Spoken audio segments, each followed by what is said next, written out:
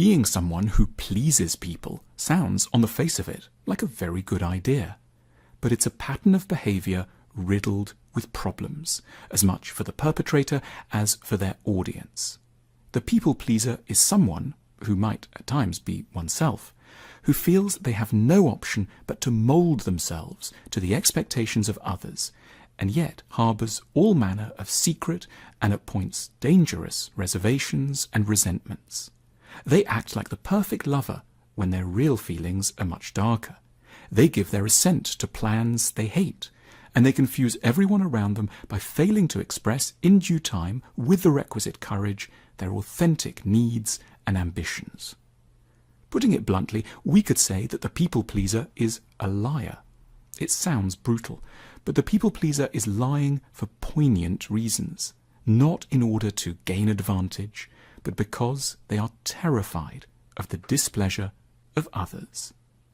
To understand and potentially sympathize with the people pleaser, we need to look at their past, which almost invariably involves an early experience of being around people, usually a mother or father, who seem to be radically and terrifyingly incapable of accepting and forgiving certain necessary but perhaps tricky facts about their child. Perhaps our father flew into volcanic rage at any sign of disagreement, to present an opposing political idea, to suggest we wanted something different to eat, to be frank about our tiredness or anxiety. All these could threaten us with annihilation. To survive, we needed to be acutely responsive to what others expected us to do and say. The very question of what we might really want became secondary to an infinitely more important priority, manically second-guessing the desires of those on whom at that time our lives depended. We didn't always lie out of fear. It was also often out of love for someone we were profoundly attached to, but who was vulnerable in some way.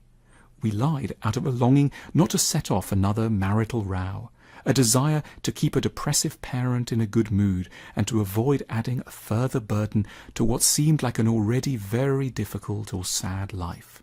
Who were we to make things even more complicated for a fragile person we cared for? However understandable the origins of our behaviour, in the more reflexive moments of adulthood, we might find three paths out from these difficult patterns of people-pleasing. The first relies on reminding ourselves that our colleagues, partners and friends are almost certainly very different from the people around whom our anxieties evolved in childhood. Most humans can cope quite well with a bit of contradiction, a dose of unwelcome information, or an occasional rejection, delivered with requisite politeness.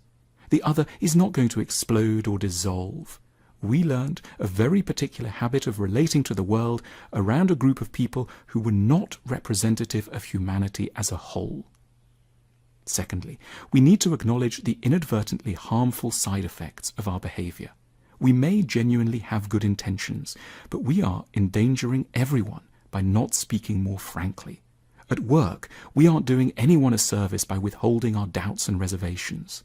And in love, there is no kindness in staying in a relationship simply because it seems the other might not survive without us. They will, but we will have wasted a lot of their time through our sentimentality. Finally, we can acquire the confidence to be artful about the difficult messages we have to impart. As a child, we couldn't nuance the messages we wanted to send out. We didn't know how to craft our raw pain and needs into convincing explanations.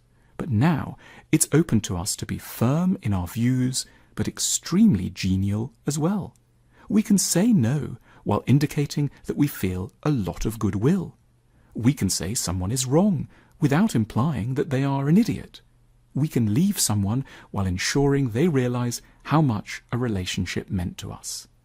We can, in other words, be pleasant without being people pleasers.